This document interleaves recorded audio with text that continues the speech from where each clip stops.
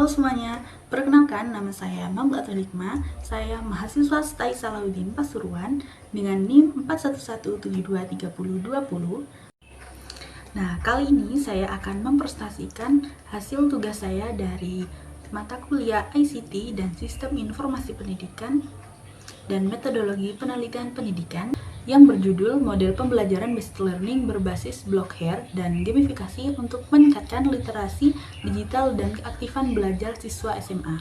Penjelasannya, mari kita simak bersama. Baik, langsung saja yang pertama dari latar belakang. Poin pertama tentang transformasi pendidikan di era digital dan tantangan based learning. Pertama ada tuntutan era revolusi industri 4.0 dan society 5.0, yang mana pendidikan ini dituntut untuk menciptakan sistem pembelajaran adaptif, instruktif, berorientasi pada kompetensi abad ke-21 dan TIK menjadi pemicunya.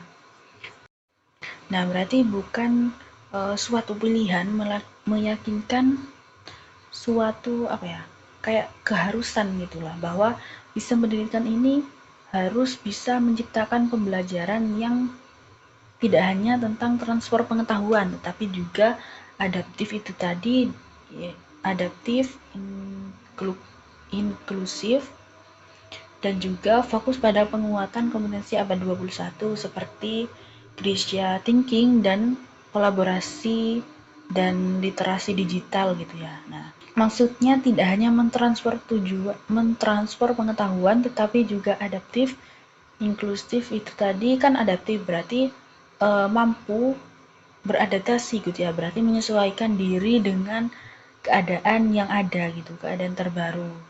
Nah, untuk inklusif ini berarti kayak ikut serta gitu ya, melibatkan semua orang dari berbagai latar belakang yang berbeda tanpa terkecuali pastinya. Yang kedua, based learning sebagai solusi. Nah, solusinya yaitu based learning. Nah, kenapa kok based learning bisa menjadi solusi? Nah, seperti yang telah dijelaskan oleh penelitian Bapak Suryadi, yaitu pemaduan yang terbaik itu dari dua dunia itu kan. Nah, interaktivitas sosial dan bimbingan langsung dari pembelajaran tatap muka dan juga fleksibilitasnya dan keberagaman sumber belajar dan juga personalisasi dan pembelajaran daring itu tadi kan. Pembelajaran daring itu kan fleksibel ya, bisa dilakukan di mana saja, kapan saja. Nah, maka dari itu based learning ini bisa dikatakan sebagai solusinya. Ketiga, ada tantangan implementasi di Indonesia. Nah, tantangannya kira-kira apa? Yang pertama ada rendahnya literasi digital siswa, yang kedua ada rendahnya keaktifan belajar dalam lingkungan daring, dan juga sistem penilaian dalam BL seringkali tidak transparan dan rentan manipulatif. Dalam praktek di Indonesia gitu ya, misalkan contohnya pada sekolah SMA, bahwa pembelajaran BL ini tidak semulus teorinya pastinya ya. Nah, hambatannya ini bukan hanya pada infrastruktur yang sering kita dengar, yang sering terjadi di Indonesia ya, tetapi juga ada pada aspek kemanusiaannya. Nah, itu tadi rendahnya literasi digital siswa dan juga rendahnya keaktifan belajar dalam lingkup daring. Nah, kan rendahnya literasi digital siswa ini yang membuat sulit gitu ya memanfaatkan tools digital ini dengan maksimal gitu. Nah, yang kedua ini rendahnya keaktifan belajar ya dalam lingkungan daring itu kan. Siswa ini bisa jadi menjadi pasif, mudah terdistraksi atau kurangnya motivasi itu tadi. Nah, ditambah bahwa sistem penilaian BL ini tadi seringkali tidak transparan dan rentan adanya manipulasi. Next.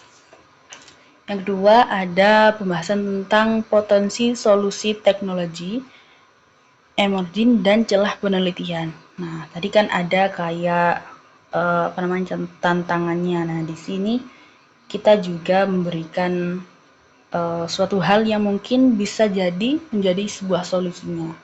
Yang pertama ada Blockhair sebagai inovasi, yang mana Blockhair ini menawarkan sistem yang terdesentralisasi, transparan, dan immutable, rekam jejak pembelajaran, penilaian mikro, dan sudah tersertifikasi.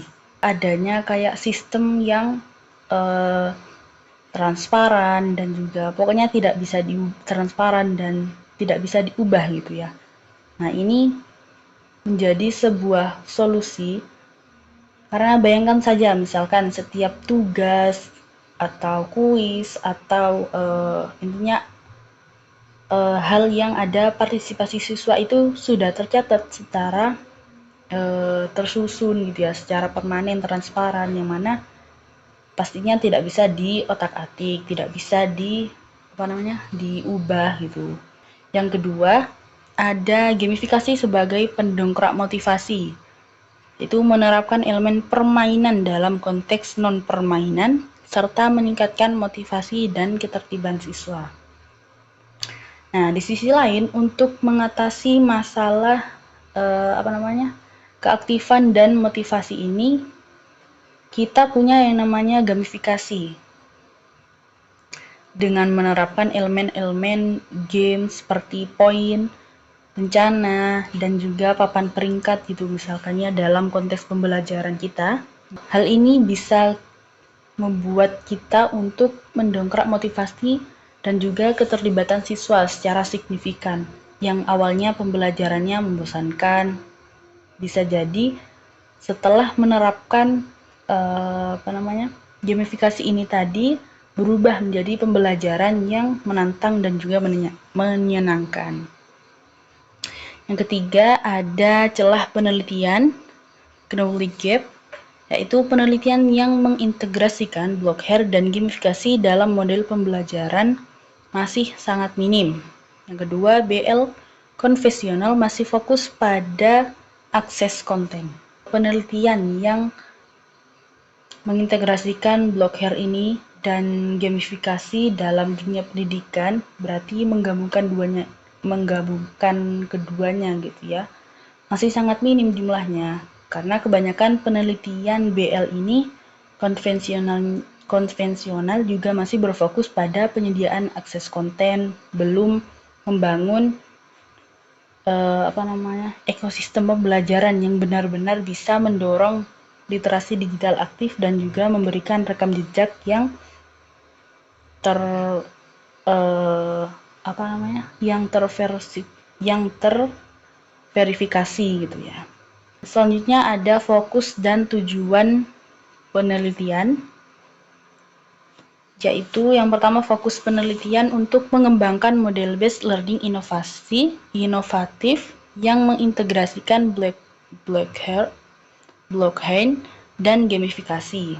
Nah, fokus penelitian ini kan untuk mengembangkan model based learning yang lebih inovatif gitu ya, yang tidak seperti BL pada umumnya, yang mana yang diinginkan fokus penelitian ini untuk mengintegrasikan dua teknologi potensial itu, yaitu blockchain dan juga gamifikasi dalam satu sistem yang keren gitu ya. Yang kedua ada tujuannya, yaitu untuk meningkatkan literasi digital, keaktifan, dan motivasi melalui penerapan gamifikasi, menyediakan rekam jejak pembelajaran terpercaya melalui pemanfaatan blockchain. Oke, yang pertama itu kalau melalui gamifikasi itu tujuannya untuk meningkatkan keaktifan belajar dan juga motivasi siswa itu tadi. Yang kedua, melalui dari blockchain itu tujuannya untuk meningkatkan literasi digital yang utuh sekaligus menyediakan rekam jejak pembelajaran yang terpercaya dan transparan untuk setiap capaian siswa. Yang ketiga ada harapannya, yaitu menghasilkan kerangka kerja pembelajaran yang efektif dan siap menghadapi tantangan pendidikan digital. Yang kedua ada mengisi celah inovasi yang telah diidentifikasi dalam penelitian-penelitian terdahulu. Berarti kan tidak hanya menghasilkan sebuah model teoristik gitu ya, tetapi juga ada suatu kerangka kerjanya, kerangka kerja yang praktis, efektif, dan juga siap nih untuk menghadapi tantangan pendidikan di era digital ini. Selanjutnya yang B, kajian pustaka tentang blended learning dan literasi digital. Yang pertama ada blended learning atau BL, adalah pembelajaran yang menggabungkan pembelajaran tatap muka dan daring, serta menciptakan pengalaman belajar yang lebih fleksibel, personal, dan student-centered. Based learning ini didefinisikan sebagai pembelajaran yang menggabungkan keunggulan dari pembelajaran tatap muka yang bersifat sinkronus gitu ya, dan juga pembelajaran daring yang asinkronus. Nah, maksud dari sinkronus dan asinkronus itu apa sih? Nah, keduanya itu adalah pembelajaran gitu ya, yang mana kalau sinkronus ini terjadi secara real time gitu, atau pada waktu yang sama. Sementara kalau asinkronus ini terjadi secara tertunda dan tidak harus pada waktu yang bersamaan gitu. Contohnya misalkan dalam sinkronus ini ada rapat virtual gitu ya yang dilakukan secara langsung. Sedangkan contoh untuk asinkronus ini adalah mengerjakan tugas dari rekam video misalkan seperti saya sekarang ini, atau berpartisipasi dalam forum diskusi daring gitu.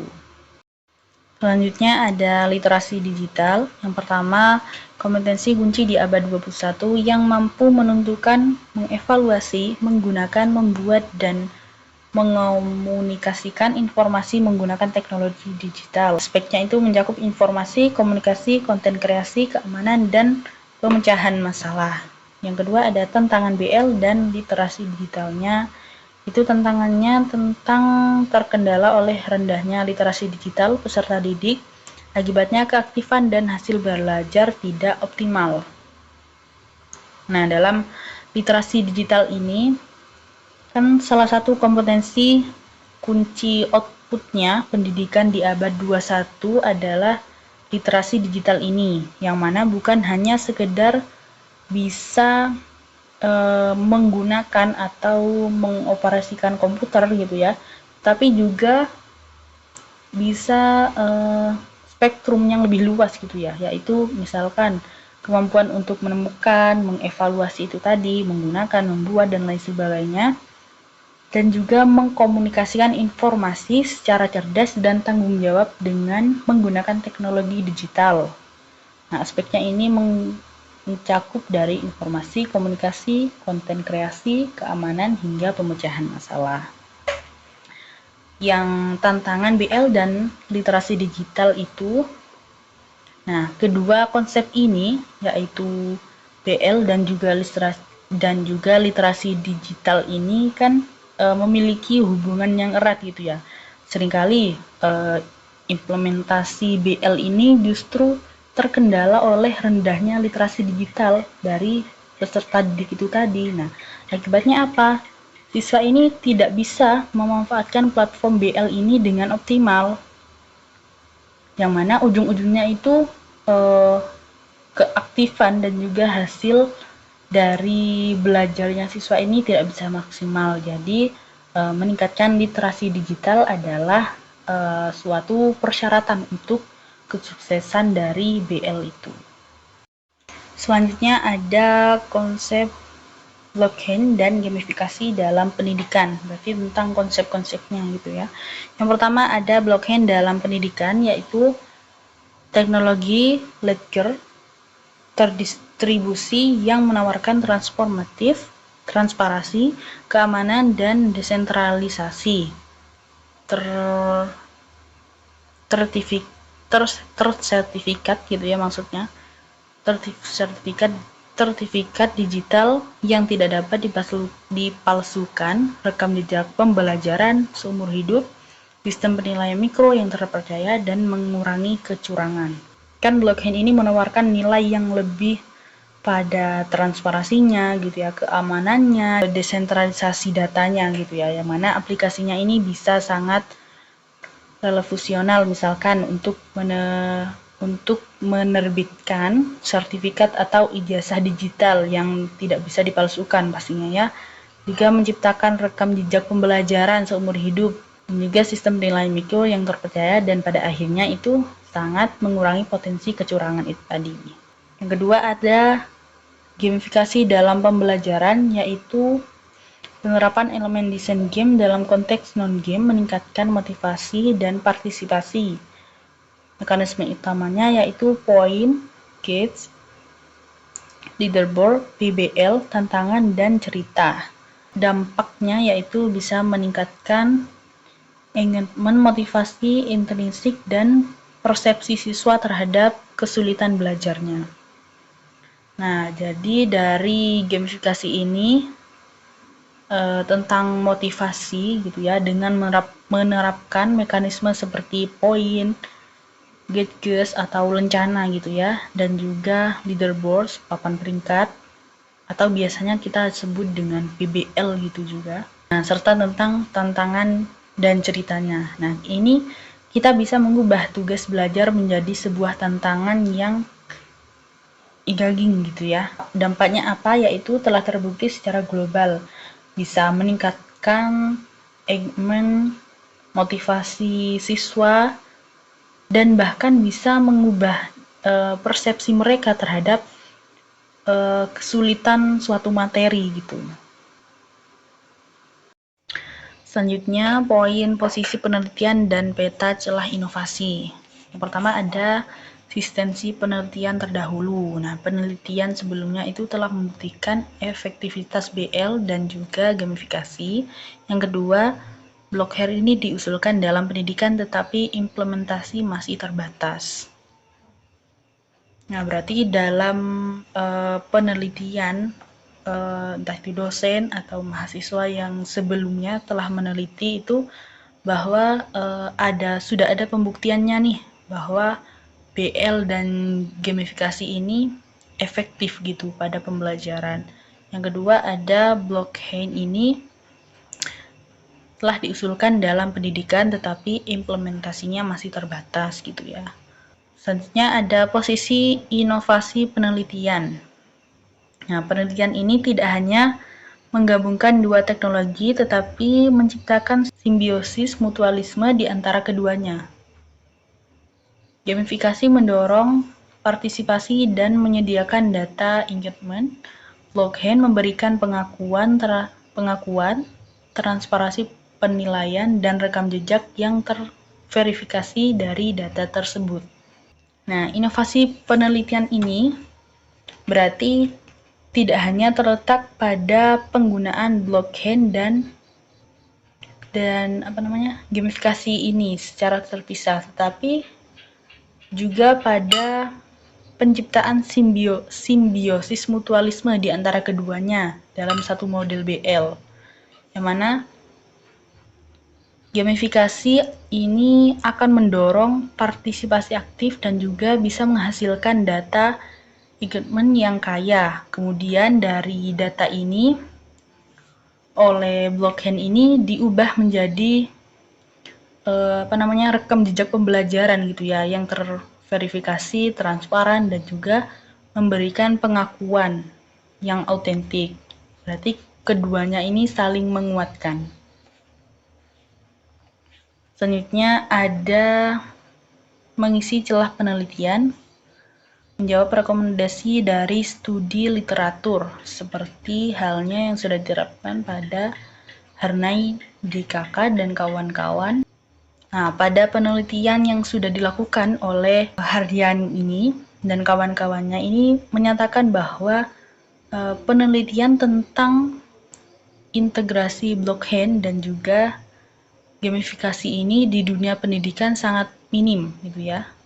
Nah, inilah yang disebut sebagai the building of preemptive recommendation gap. Yang C, metode penelitian tentang desain penelitian dan juga metode pengembangan ADDIE. Yang pertama yaitu pendekatan metodenya menggunakan Research and Development atau R&D. Nah, metode ini bertujuan untuk menghasilkan atau menyempurnakan produk baru, kemudian menguji efektivitas produk tersebut. Nah, pendekatan R&D ini berarti pendekatan yang menghasilkan produk baru atau penyempurnaan dari suatu produk yang sudah ada gitu ya.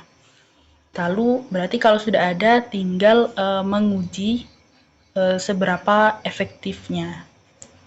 Yang kedua ada model pengembangan, yaitu mengadopsi model H yang sistematis dan iteratif. Nah, supaya proses pengembangannya ini sistematis dan juga terarah gitu ya, digunakanlah metode H ini, yang mana model ini terdiri dari 5 tahapan yang berurutan, tapi bersifat iteratif, yang artinya melakukan revisi lah di setiap tahapannya berdasarkan masukan yang didapat gitu ya. Selanjutnya ada alur penelitian. Di sini ada 5 alur.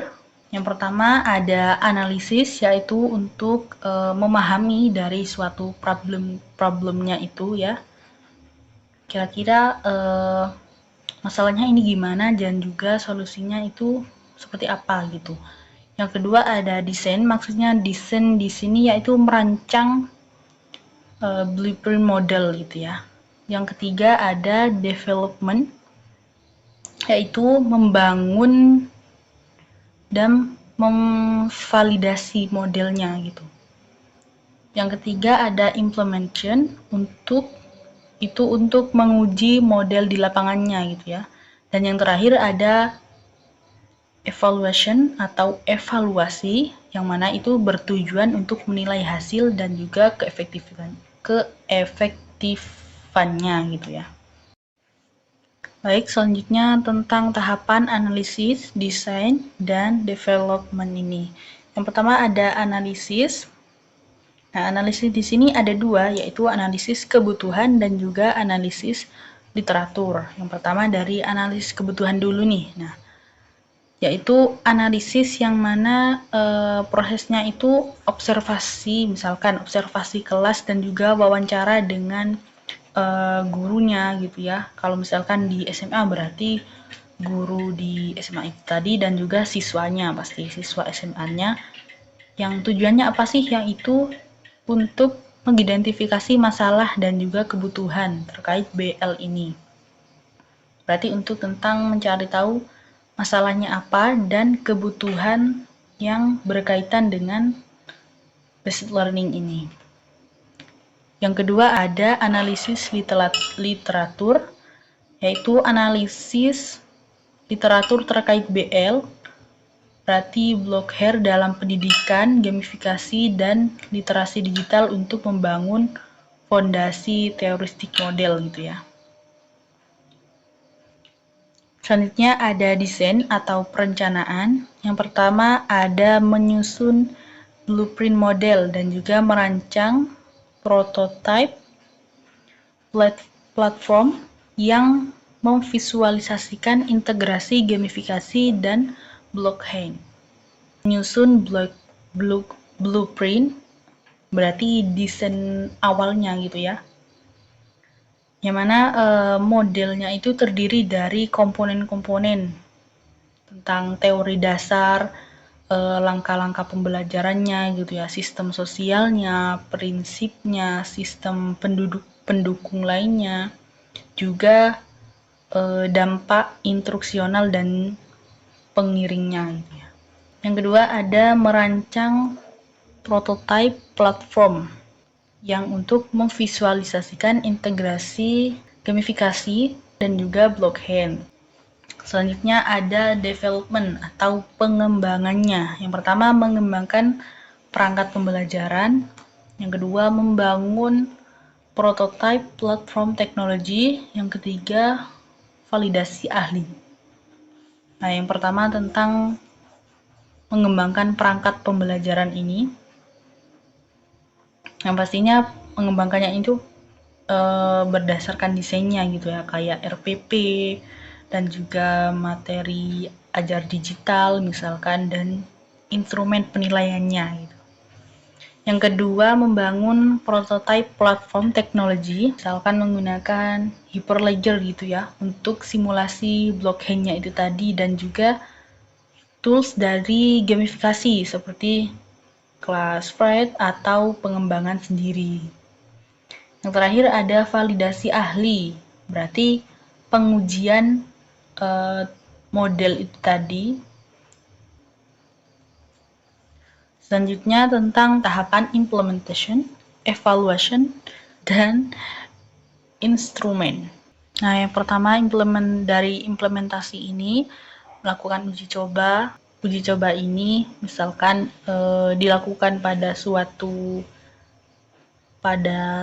kelas gitu ya, 1 atau 2 kelas SMA misalkan, yang pastinya memenuhi kriterianya. Nah, model yang telah dikembangkan ini akan diterapkan dalam proses pembelajaran pada mata kuliah tertentu, misalkan informatika, selama beberapa pertemuan. Yang kedua, ada evaluasi. Nah, evaluasi ini juga terdiri dari dua, yaitu ada evaluasi formatif dan juga evaluasi sumatif. Yang pertama, dari evaluasi formatif yaitu proses pengembangan atau implementasi yang mana itu untuk perbaikan model secara berkelanjutan gitu ya. Yang kedua, kalau dari evaluasi sumatif itu dilakukan pada akhir untuk mengukur seberapa efektif, seberapa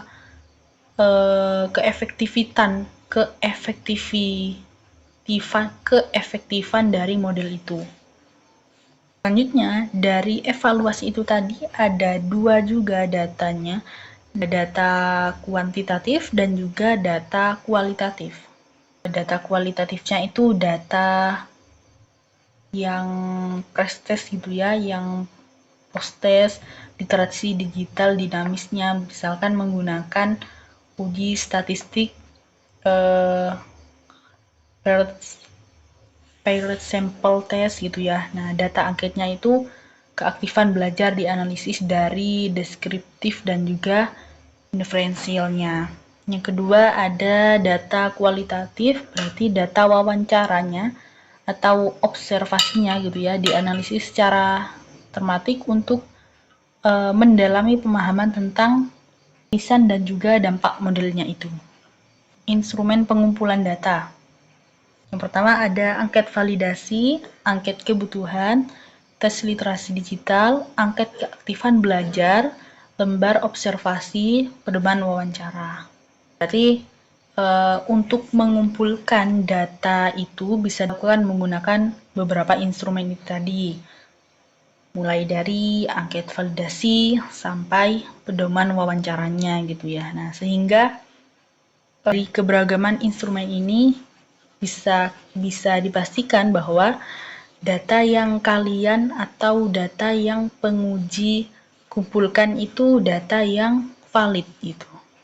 Mungkin hanya itu yang bisa saya sampaikan, kurang lebihnya saya mohon maaf. Assalamualaikum warahmatullahi wabarakatuh.